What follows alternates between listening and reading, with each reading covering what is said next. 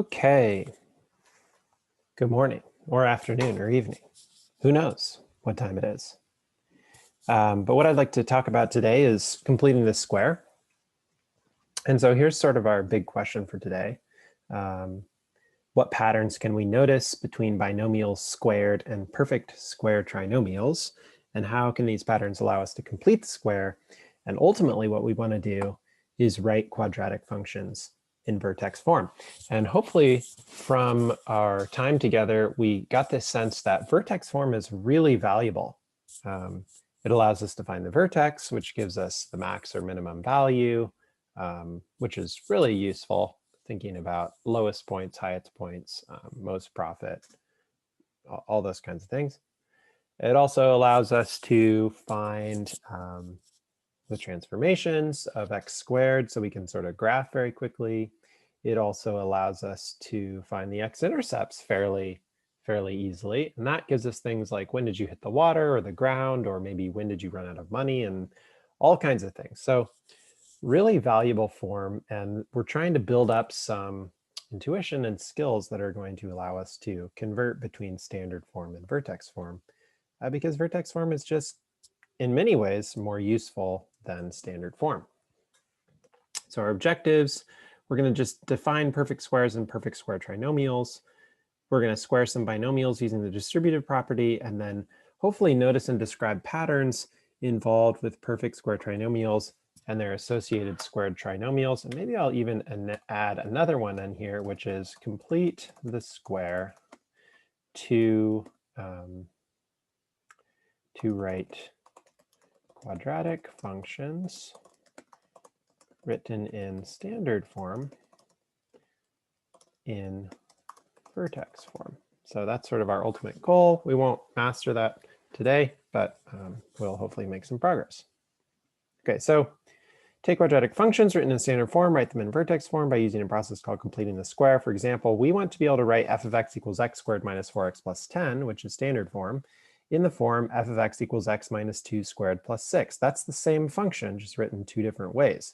But the second way gives us more information. It tells us the vertex and the other things I mentioned at the beginning. So we need to be able to start with the trinomial and then end with a binomial squared plus some other number.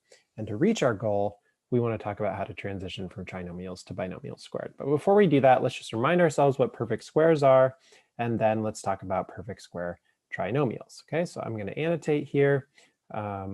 These are things that you know. Square the following, which means, basically multiply 3 by 3, and of course you get 9. 4 squared, you get 16. 7 squared, you get 49. And 13 squared, you get 169. Now, you may not know that one, but that's no problem. So we're squaring an integer. And by the way, a perfect square is an integer that is the square of another integer. So in number 2, we have a bunch of perfect squares. So 9, of course, is equal to 3 squared. 16 is equal to 4 squared. 49 is 7 squared. Sorry, this looks like a 9, but that should be 4 squared. 169 is 13 squared. So these are the things we just saw. 144 is 12 squared. And I will let you finish the last 3. Not hard to do. So we know what a perfect square is. It is an integer squared. So now we want to talk about trinomials. And so perfect square trinomial is a trinomial that is the result of squaring a binomial. So in order to look at what these things look like and develop patterns, we need to square some binomials. So we are going to square some of these binomials here. So first thing I want to make sure you know is that x plus 4 squared is not x squared plus 4 squared. No, no, no, no. You cannot square cross addition. This actually has a name, believe it or not, and it's called freshman exponentiation or freshman dream. I don't know why they're casting shade on freshmen, but they did, and that's the name it has, that error. So we do not distribute a squared, a cross addition. Cannot do that. That does not actually make a whole lot of sense. So we're going to clear that. And remember that x plus 4 squared means x plus 4 times x plus 4. So that's the first thing that we'll always do if we want to multiply out something squared. I'm going to do the same thing down here for b. That would be x minus 3 squared. X minus 3 times x minus 3. And x plus 7 squared is x plus 7 times x plus 7. Great. So now we can use the distributive property. Now, many of you will say, oh, I'm going to FOIL it. Well, FOIL is something that you put on chicken to keep it warm, I think. I'm not a huge fan of the acronym FOIL because it only works in specific cases. But if you want to use it in this case, that's your prerogative. But I'm just going to think about using the distributive property and make sure that I multiply everything by everything. So I'm going to do x times x. That is x squared. X times 4. That is 4x. Then 4 times x. That's 4x again. And 4 times 4 is 16.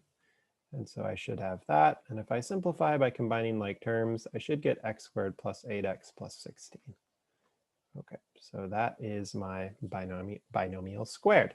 Now notice, this is a perfect square trinomial. OK, it's a trinomial, and it is the square of a binomial. So it's a perfect square trinomial. Now let's apply the same thing here. We'd get x times x, that's x squared. We'd get x times negative 3, that's negative 3x. We'd get negative 3 times x, that's negative 3x. And we'd get negative 3 times negative 3, that is 9. Combining like terms, we get x squared minus 6x plus 9. Now, one thing we want to do is try to notice and describe patterns. So let's notice some things here in orange. Okay, first of all, x plus 4 squared. We had 4 times 4, and 4 times 4 ended up with that 16. So I need to notice that that 16 is actually 4 squared. Same thing happened down here, right? 9 is negative 3 squared, right? By the way, that's negative 3 squared. Oh, and this is 4 squared. So I need to notice that pattern. Now, another thing I can notice is that here I have 8. That is 2 times 4. And here I have negative 6. That is negative 3 times 2. So we can see some patterns here in how these numbers relate to the original binomial. OK?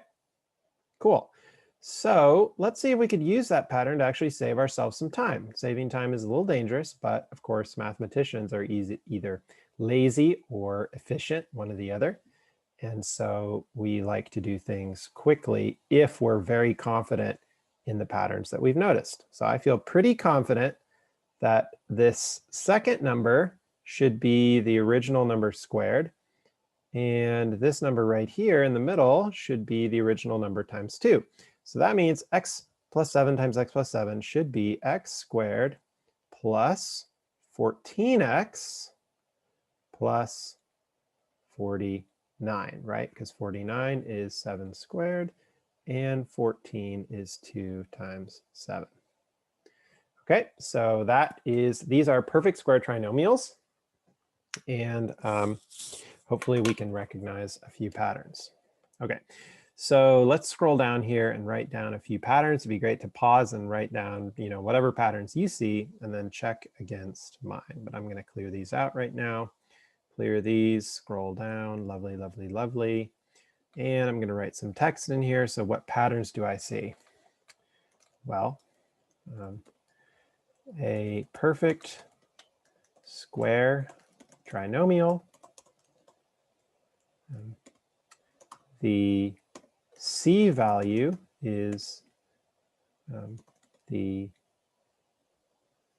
original number of the binomial squared, while the B value is 2 times that number. That's really kind of confusing, but basically what I mean is that, if you have x plus 2 all squared, or let's make it x plus 3 all squared, then this should be x squared plus 6x, because that is 2 times 3 plus 9, because that's 3 squared.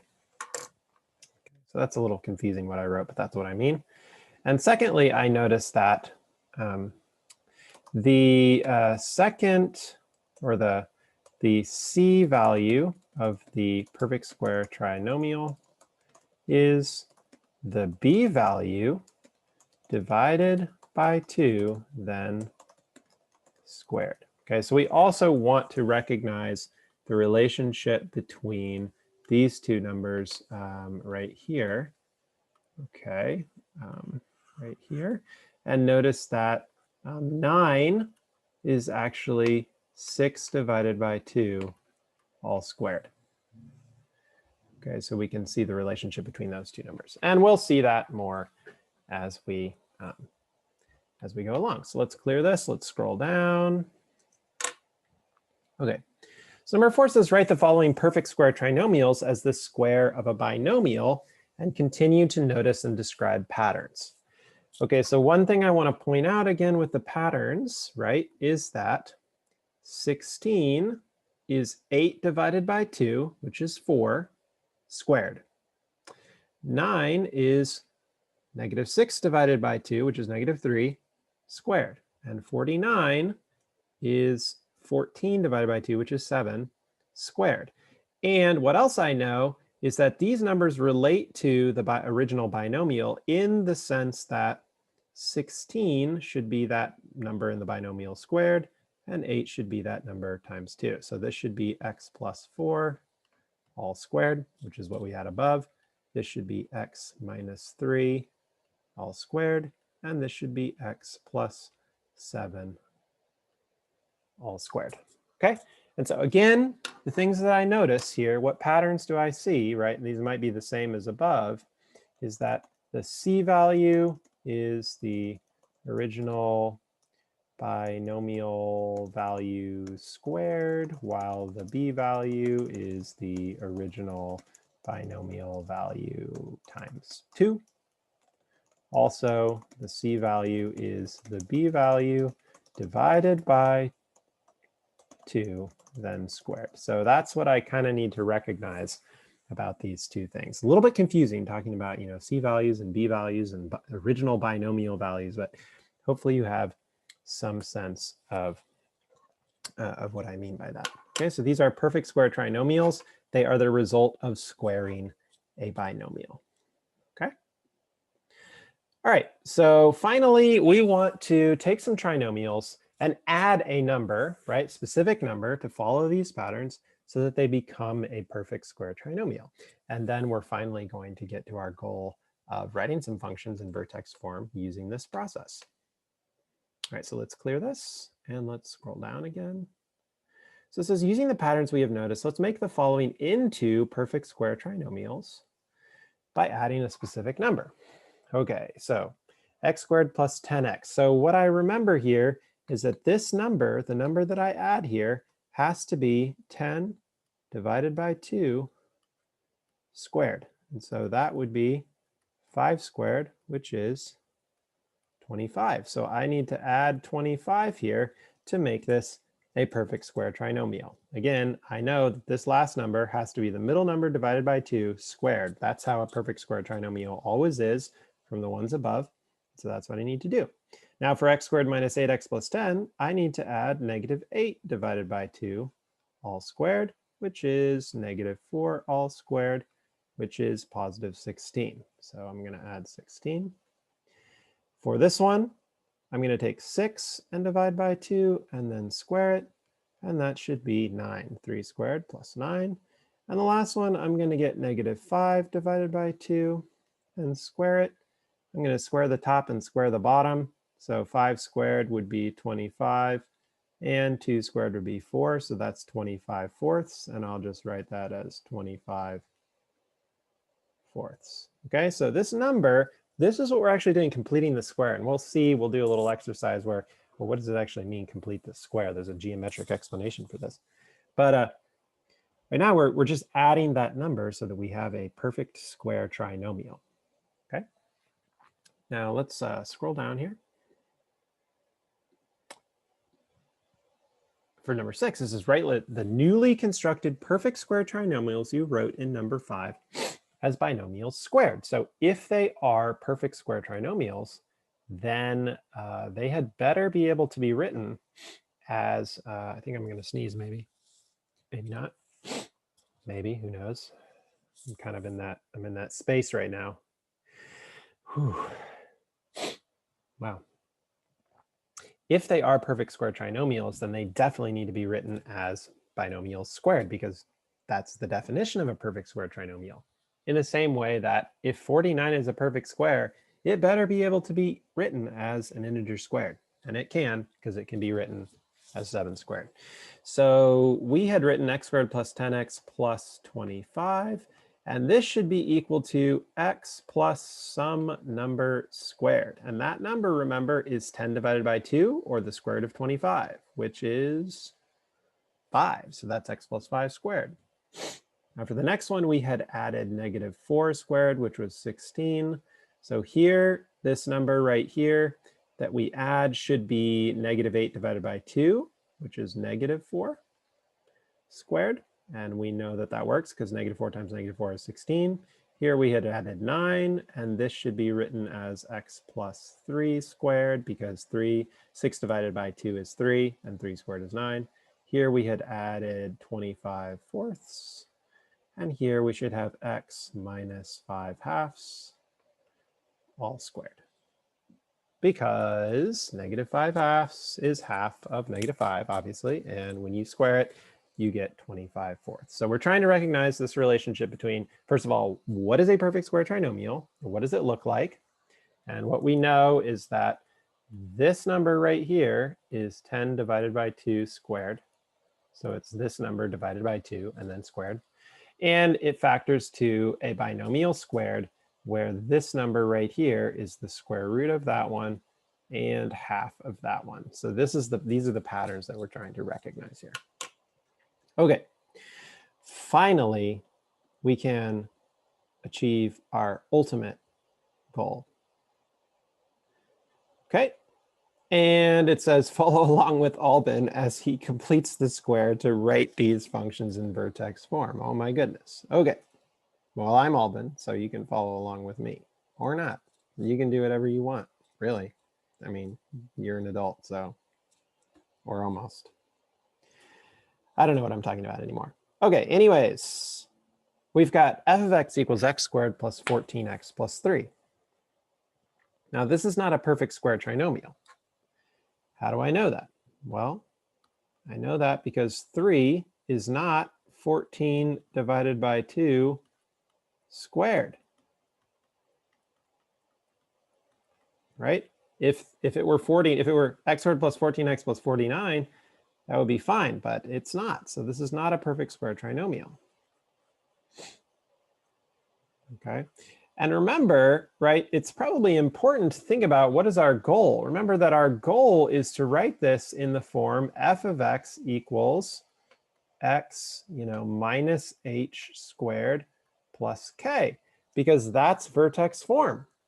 Now, you might have some a value, but in this case, our a value is 1. So we don't actually have an a value. Well, the a value is 1, so it doesn't really sit there. So that's our goal. And so, oh, well, what is this right here? That is a binomial squared, right? And so in order to have a binomial squared, you need a perfect square trinomial. So we are going to basically try to get a perfect square trinomial over here so that we can then write it as a binomial squared and have our function in vertex form. So what I like to do is to first move this 3 out of the way so it doesn't confuse me. So I'm going to subtract 3 from both sides of this equation, and then I'm going to write f of x minus 3, and I'm going to leave some space there, is equal to x squared plus 14x. Okay, now all I did was subtract 3. I moved the constant over to the other side. Now what I need to ask myself is, what do I need to add right here in order to get a perfect square trinomial? Okay, and hopefully what I've recognized at this point is that this number should be 14 divided by 2 all squared. That is 7 squared, which is 49. So I'm going to add 49 here. Now there's one thing I got to watch out for. If I'm going to add 49 to one side of this function, I better add it to the other side. Otherwise, I'm changing the function. So I'm going to add 49 here, and I'm going to add 49 here. Now, I like to add to both sides of the equation. Some other people like to use mathematical trick number 63, which is add 49 and subtract 49 on the same side, but that just confuses me. Actually, it doesn't, but I prefer to add 49 to both sides. So I added 49 here, and I added 49 here. Now I'm going to simplify. So here I'm going to have f of x plus 46. That's because 49 minus 3 is 46.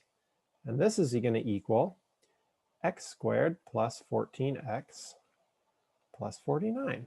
Now I'm going to rewrite this newly formed perfect square trinomial as a binomial squared.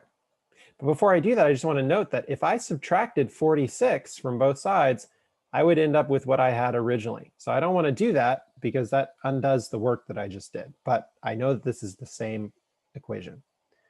So now I've got f of x plus 46 is equal to x plus 7 squared, right? Those are the patterns that we recognized. That whatever this number is right here should be half of 14 and the square root of 49. So that'd be x plus 7 squared. Finally, I'm going to subtract 46 and get x plus 7 squared minus 46. Now that is the same function as this one, but it's written in vertex form where your vertex is at -7, -46. And we have completed the square to put it in vertex form. Dope. Okay, so basically what we can see is that our steps have been move the constant over to the other side, add b divided by 2 squared to both sides of the equation in order to complete the square and make a perfect square trinomial. Simplify and factor the perfect square trinomial into a binomial squared. Then solve for f of x, get f of x or y by itself, and bada bing, bada boom, you have the same function, but written in vertex form. Okay, so we're going to do one more of those. And if you want to try on your own following those steps, that'd be great. But I'm going to work through this one in,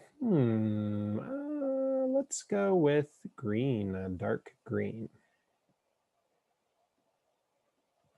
Okay, so step 1, add 10 to both sides to get the constant out of the way. G of x plus 10 is equal to x squared plus 5x. Next, complete the square by adding b over 2 squared to both sides. Now b over 2 in this case is 5 over 2 squared. Now 5 over 2 is 2.5. And if I square 2.5, I'm going to get a number that I don't know because I'm not that great at squaring decimals. So I'm going to use my calculator. 2.5 times 2.5 is going to be like 6.25. Probably should be able to do that in my head. Anyways, that gives me 6.25. I'm going to add 6.25 here. And I'm going to add 6.25 here because otherwise I will change the equation, right? If you add to one side, got to add to the other, keep everything balanced.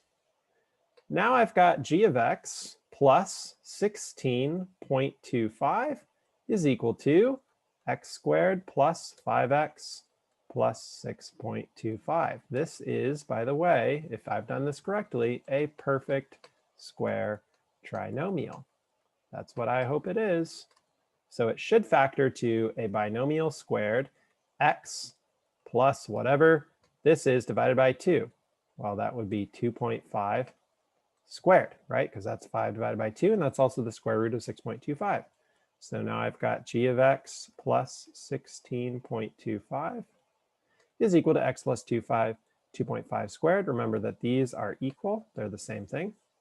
And finally, I can write g of x is equal to x plus 2.5 squared minus 16.25, which tells me my vertex is at -2.5, comma -16.25, right? Because that's my y value, and my x value should be the opposite of this. So I've put this in vertex form. Remember that these are the same function. If you graph these on Desmos, you will get exactly the same graph. It's just that this one tells us what the vertex is and allows us to solve equations a little bit easier, which is great. Hope you enjoyed this rather lengthy video, which was brought to you by me. I'm Alban. And don't forget to like and subscribe. No, I'm kidding. Don't do that. But I will see you in class or on the slopes. All right. Bye.